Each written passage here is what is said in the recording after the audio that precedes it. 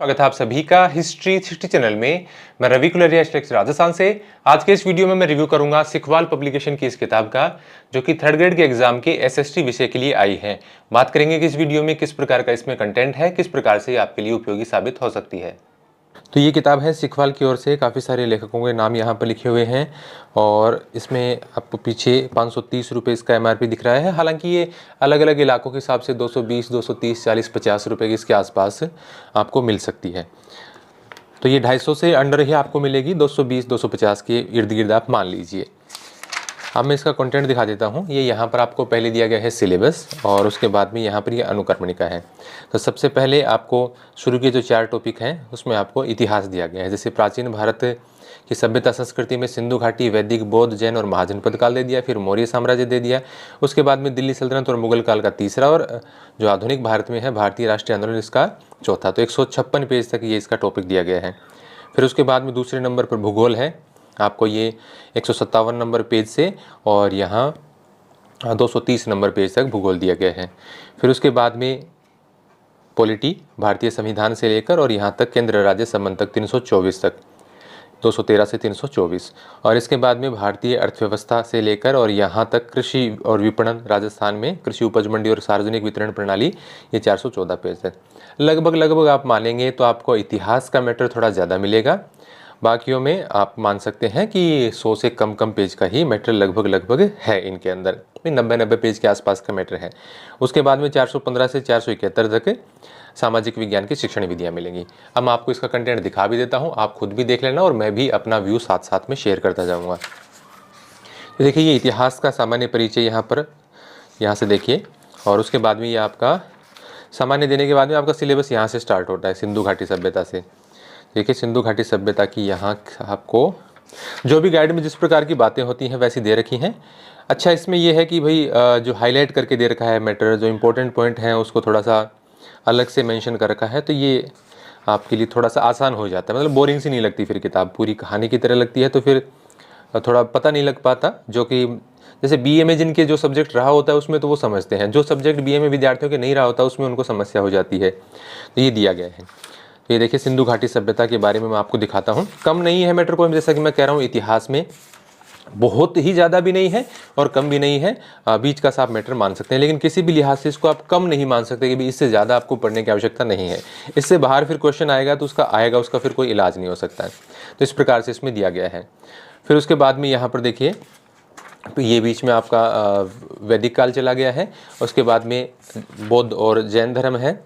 बौद्ध, जैन, इस्लाम, ईसाई, पारसी, ये आपके सारे काम के नहीं है, इन्होंने सिर्फ दिया है बौद्ध धर्म, जैन धर्म, इस्लाम, शैव। ये देखिए ये आपके कोई विशेष काम, वैष्णव, ईसाई, पारसी, मतलब थोड़ा इन्होंने वर्णन दिया है, लेकिन आपको बौद्ध और जैन ही पढ़ना है।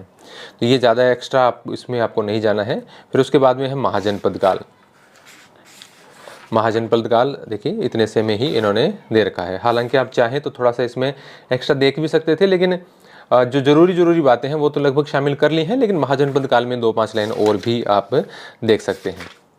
फिर उसके बाद में है मौर्य साम्राज्य। जैसे मैंने महाजनपद काल जब दिया था तो उसमें मैंने पर्याप्त जानकारी दे दी थी, जो कि एनसीईआरटी का मैटर में दे रहा था। तो उसमें महाजनपद काल की मैंने थोड़ी सी एक्स्ट्रा बातें ऐड कर दी थी, क्योंकि कई टॉपिक मुझे ऐसा लगा कि जो बिल्कुल ही छोटे हैं उसमें थोड़ा सा एक्स्ट्रा ऐड करके मैंने उनको बनाने की कोशिश की, जो एनसीईआरटी के मैंने नोट्स दिए। अब ये मौर्य साम्राज्य आ गया, तो मौर्य साम्राज्य में भी इन्होंने ठीक जानकारी दे रखी है। यहाँ पर अशोक के अभिलेखों में ये यहाँ पर जानकारी दी गई है मुख्य। हालांकि अशोक के अभिलेखों में थोड़ी और जानकारी भी आप चाहें तो देख सकते हैं। वो देखिए ऐसे कोई अंत नहीं है, क्योंकि फर्स्ट ग्रेड की कोई इतिहास का तो पेपर है नहीं। रीट मेंस के हिसाब से, लेवल 2 के हिसाब से मैं कहूँगा कि ठीक ही मैटर है। फिर उसके बाद में ये देखिए दिल्ली सल्तनत और मुगल साम्राज्य।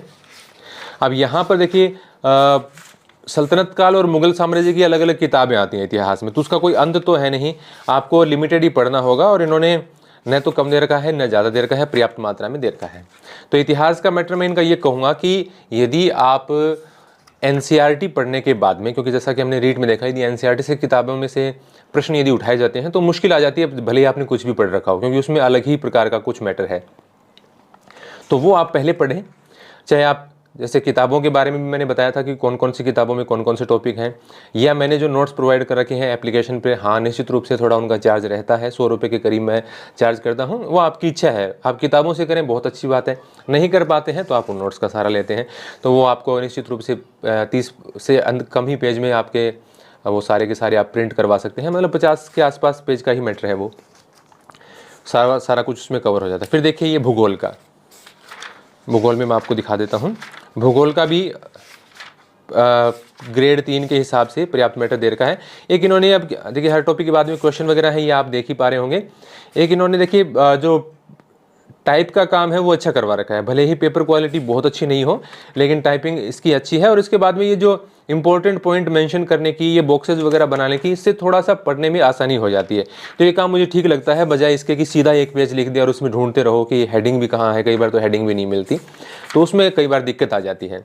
तो ये इसका भूगोल का मैटर है। और फिर ये पॉलिटी का मैटर है। पॉलिटी में भी, पॉलिटी का तो जैसा कि मैं सामान्य तौर पर आपको बताता हूँ कि किसी भी किताब में पढ़ेंगे, बस ये हो सकता है किसी में मैटर कम हो सकता है, किसी में ज़्यादा, बाकी सभी किताबों में अच्छा ही मैटर रहता है, क्योंकि पॉलिटी में उतनी ज़्यादा समस्या होती नहीं।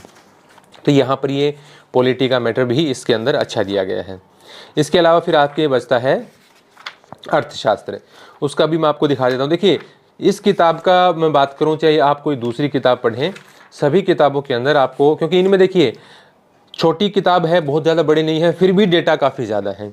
तो पहली आपकी कोशिश ये होनी चाहिए कि जो स्कूल की किताबों में मैटर है, 12वीं तक की इस किताबों में, ज़्यादातर तो 11वीं तक में आ जाता है, और इतिहास वगैरह में 12वीं तक में ज़्यादा मैटर है, जैसे अर्थशास्त्र में 11वीं में ही आ जाता है, 12वीं में तो कोई थोड़ा बहुत है 2-3 चैप्टर।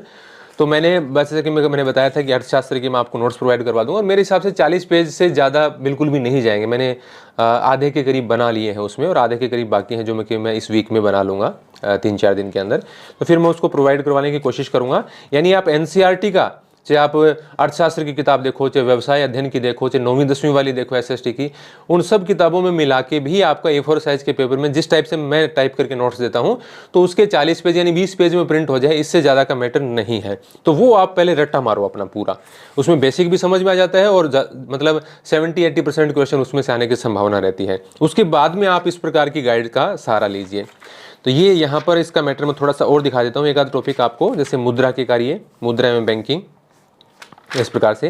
देखिए बता बहुत अच्छे तरीके से रखा है, निश्चित रूप से किताब में मेहनत की गई है और इसको टाइप करवाने में, तो उसके कारण थोड़ी सी नोट्स टाइप और मतलब पढ़ने में अच्छी लगने की ऐसी लग रही है मेरे को। कई बार किताबें लेकर ऐसा लगता है कि मतलब हेडिंग भी इतनी छोटी दे देते हैं कि उसको देखना पड़ता है, ज़्यादा मीटर देने के चक्कर में कम पेज में, तो उसमें देखना पड़ता है कि हेडिंग कहाँ पे दे रखी है, मतलब थोड़ा सा बोल्ड करके वो लिख देते हैं। तो ये किताब मैं आपको दिखा देता हूँ। उसके बाद में शिक्षण विधि, ये राजस्थान वाले 2 टॉपिक लास्ट में दे रखे हैं, ये आपको NCERT में तो नहीं मिलेंगे। कृषि उपज मंडी वाला, सार्वजनिक वितरण प्रणाली थोड़ी सी मिल जाएगी, हालांकि राजस्थान वाले विशेष नहीं मिले, लेकिन वैसे सार्वजनिक वितरण प्रणाली है। खाद्य सुरक्षा भी थोड़ी बहुत दी हुई रहती है NCERT में, वो मैं मेंशन कर दूंगा। देखिए सामाजिक अध्ययन की शिक्षण विधियाँ, मैंने सामान्य तौर पर सभी किताबों में लगभग एक जैसा ही मैटर देखा है। मैंने दूसरी भी 1-2 गाइड आई हुई हैं वो भी देखी थी, और वैसे भी जैसे सेकंड ग्रेड में भी सामाजिक विज्ञान की शिक्षण विधियाँ देखते हैं तो कुछ ज़्यादातर किताबों में कुछ इसी प्रकार की होती है। तो आप चाहें तो थोड़ा सा इसको रोक करके देख सकते हैं। कुल मिलाकर मेरा कहना यह है कि यदि आप NCERT के साथ सिखवाल की ये गाइड पढ़ते हैं तो निश्चित रूप से आपको अपेक्षित परिणाम मिल सकते हैं। उसके बाद में कोई विशेष आपको चिंता करने की आवश्यकता नहीं है SST के मामले में। या फिर देखिए कोई भी, मैं ये कहूँ कि मार्केट में एक गाइड है वही सबसे अच्छी होती है, ऐसा बिल्कुल नहीं होता है। आप अन्य गाइड में, जैसे कि चाहे लक्ष्य की किताब हो या बाद में जैसे पेनोरमा वगैरह भी लेट आया करती हैं लेकिन आ जाती हैं, या फिर और भी कोई गाइड निकालता हो तो उसके बारे में भी आप दुकान पर जाएं, उनको भी देखें और अच्छे जो आपको अच्छी लगे उसको आप खरीदें। क्योंकि हर विद्यार्थी का, मैंने बहुत बार देखा है कि जो किताब मुझे लगती है अच्छी और मैं विद्यार्थियों को रिकमेंड करता हूँ तो वो कहते हैं सर मुझे वो दूसरी वाली ज़्यादा अच्छी लगी। तो उसमें कोई दिक्कत वाली बात नहीं है, आप चॉइस अपनी खुद किया करें। बुक स्टोर पे जाएं, थोड़ा समय दे के जाएं, और विशेष रूप से जो भी आपकी बातें होती हैं आप उसको मन में सोच के जाएंगे भी मैं देख लूँगा ये क्या क्या टॉपिक मुझे देखना है, उसके बाद में आप अपना मन बनाए किताबें खरीदने का। तो जो एक आध चीज़ें एक्स्ट्रा इतिहास के अंदर मैंने आपको बताई, जो एक आध पेज रखे हैं वो आपको अवॉइड करने हैं यदि आप ये किताब पढ़ते हैं, और यदि एनसीईआरटी के साथ यदि आप इस किताब को पढ़ते हैं तो आपके लिए ये अच्छा रिजल्ट ला सकती है। और एनसीईआरटी में जैसे इतिहास के और अर्थशास्त्र के आपको नोट्स चाहिए तो आप निश्चित रूप से हमारी एप्लीकेशन हिस्ट्री 360 को डाउनलोड कर सकते हैं। तो ये था मेरा वीडियो सिखवाल पब्लिकेशन की इस किताब का। आपको ये वीडियो कैसा लगा है कमेंट करके जरूर बताएं, लाइक करें, सब्सक्राइब करें। और यदि आपको ये किताबें खरीदनी है या इस प्रकार की राजस्थान के एग्जाम से संबंधित और किताबें खरीदनी है तो आपको एक वेबसाइट का लिंक मैं डिस्क्रिप्शन में और कमेंट बॉक्स में दे दूंगा, वहां से जाके आप इन किताबों को घर बैठे मंगवा सकते हैं। धन्यवाद।